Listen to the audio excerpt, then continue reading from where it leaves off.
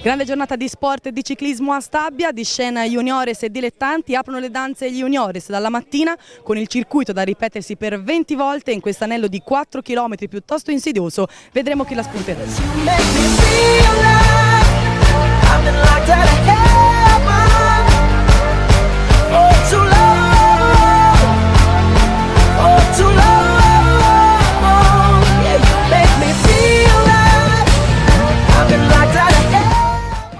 Sono stati 108 gli atleti al via nel Memorial Anthony Orsani Piero Ancillotti Gran Premio Circolo 23 agosto di Stabia.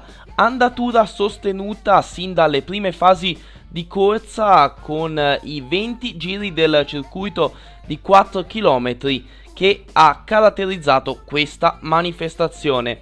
Nel corso degli ultimi giri si avvantaggiavano in 5, vale a dire il corridore di casa Tacchi, insieme a lui Berneschi, con loro anche Albanese, Del Carlo e Trippi. I 5 iniziavano il tratto finale di corsa assieme, a 2 giri dal termine transitavano quindi tutti e 5 assieme per andare a contendersi il successo finale.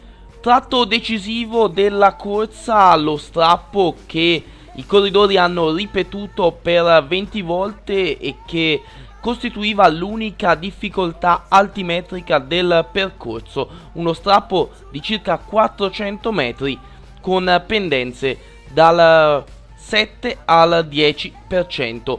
Dalla vetta dello strappo mancano 1000 metri alla conclusione. I 5 iniziano l'ultimo giro finale e nell'ultimo strappo si avvantaggiano in 3, vale a dire Vincenzo Albanese della Campi Bisenzio, Matteo Trippi della Foscobessi, Federico Del Carlo della Polisportiva Monsulmanese. I 3 segnalati quindi assieme nel tratto finale di corsa arrivano a giocarsi il successo. Una volata lunghissima quella del corridore della Campi Bisenzio, che riesce a resistere alla rimonta degli avversari e va a vincere la corsa. Secondo Federico Del Carlo, terzo Matteo Trippi.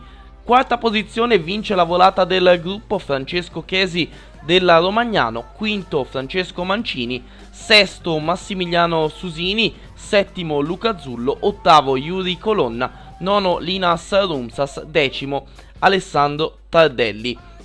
Andiamo ad ascoltare le interviste realizzate ai grandi protagonisti di questa gara riservata alla categoria juniores.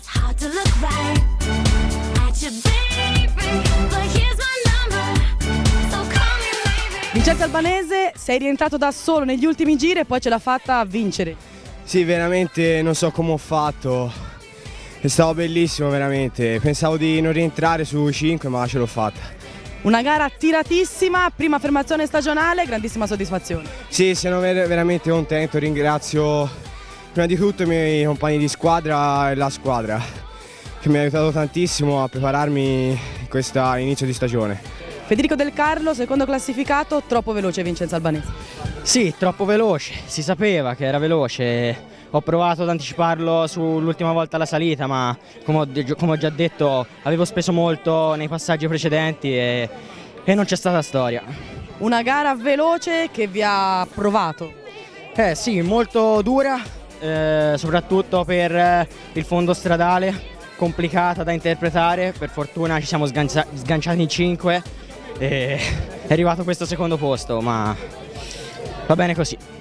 Matteo Trippi, ce l'avete fatta arrivare in 3 nel finale, ma non c'è stato niente da fare contro questo Albanese. Sì, sapevo che Albanese era più veloce, ho tentato di anticiparlo in salita ma ha retto bene e qui in volata ha battuto tutti.